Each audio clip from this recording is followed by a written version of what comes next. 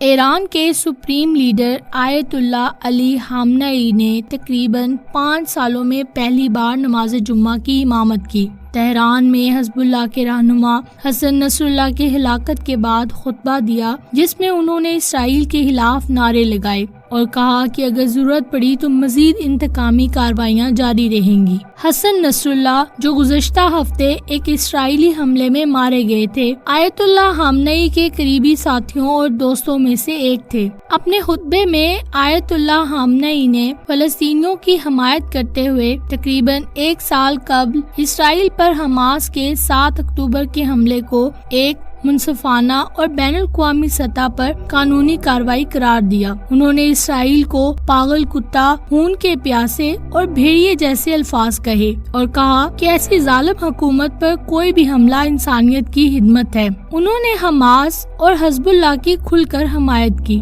جنہوں نے حالیہ ہفتوں میں اسرائیلی حملوں میں نمایاں کامیابیاں حاصل کی ہیں، اور انہوں نے کہا کہ ایران فلسطینیوں اور لبنانیوں کی حمایت جاری رکھے گا اور اسرائیل اور امریکہ کے خلاف کھڑے ہونے کے لیے مسلم اتحاد پر زور دیا۔ انہوں نے مزید کہا کہ اسلامی جمہوریہ اس سلسلے میں اپنی تمام تر ذمہ داریاں پوری قوت، عزم اور طاقت کے ساتھ ادا کرے گی۔ ہم جلدی نہیں کریں گے اور نہ ہی تاخیر کریں گے۔ انہوں نے مزید کہا کہ اگر مستقبل میں ضرورت پڑی تو ایران دوبارہ جواب دے گا، جیسا کہ اس نے کچھ دن پہلے اسرائیل پر بیلسٹک میزائل داغ کر کیا تھا۔ سلامتی کے خدشات کے باوجود نماز میں آیت اللہ خامنئی کا ذاتی طور پر حاضر ہونا اس لمحے کی اہمیت کا اشارہ دیتا ہے، کیونکہ یہ تشویش بڑھ گئی ہے کہ اسرائیل اور ایران ہر طرح کے تصادم کا خطرہ مول لینے کے لیے تیار دکھائی دیتے ہیں۔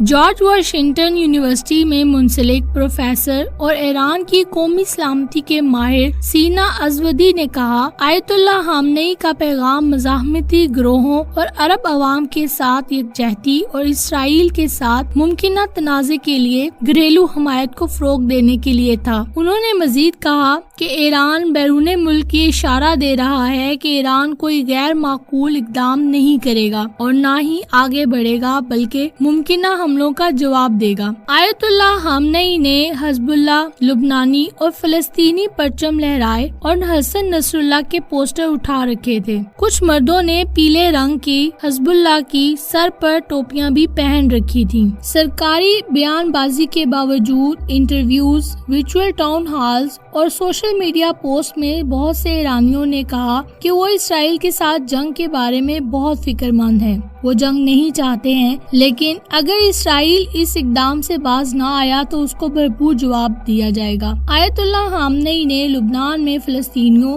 اور لوگوں سے خطاب کرنے کے لیے فارسی سے عربی میں تبدیلی کی، جو حزب اللہ کو نشانہ بنانے والے اسرائیلی حملوں سے متاثر ہوئے ہیں۔ انہوں نے اسرائیل کے خلاف منگل کے ایرانی میزائل حملے کو مکمل طور پر قانونی اور جائز قرار دیتے ہوئے دفاع کیا۔ انہوں نے کہا، ہماری مسلح افواج نے اسرائیل کے خلاف جو کچھ کیا وہ کم سے کم سزا تھی، اور اگر ضروری ہوا تو مستقبل میں ایسا دوبارہ کیا جائے گا۔ نئے صدر مسعود پزشکیان سمیت اعلیٰ ایرانی حکام، پارلیمنٹ کے سربراہ اور اعلیٰ فوجی کمانڈر تقریب کے دوران اگلی صف میں بیٹھے تھے۔ مسعود پزشکیان نے تقریب سے پہلے صحافیوں کو بتایا کہ تقریب کا مقصد اتحاد، ہم آہنگی اور طاقت کا مظاہرہ کرنا تھا۔ ایران کے اسلامی انقلاب گارڈز کور نے کہا کہ منگل کے روز ایران نے حسن نصر اللہ کی موت اور حماس کے سیاسی رہنما اسماعیل اور ایک ایرانی کمانڈر کی حالیہ ہلاکتوں کے بدلے میں اسرائیل پر تقریباً 200 میزائل داغے۔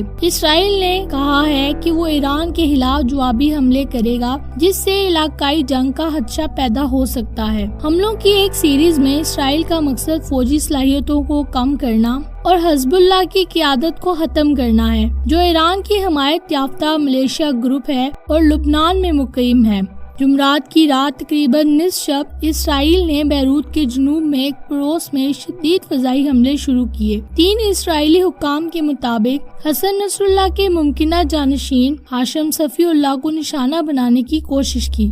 یاد رہے کہ آخری بار 2020 میں جب امریکہ نے ایران کی اعلیٰ ترین جنرل میجر جنرل قاسم سلیمانی کو عراق میں قتل کیا تھا، ایران نے جوابی کارروائی کرتے ہوئے عراق میں امریکی اڈے پر بیلسٹک میزائل داغے تھے۔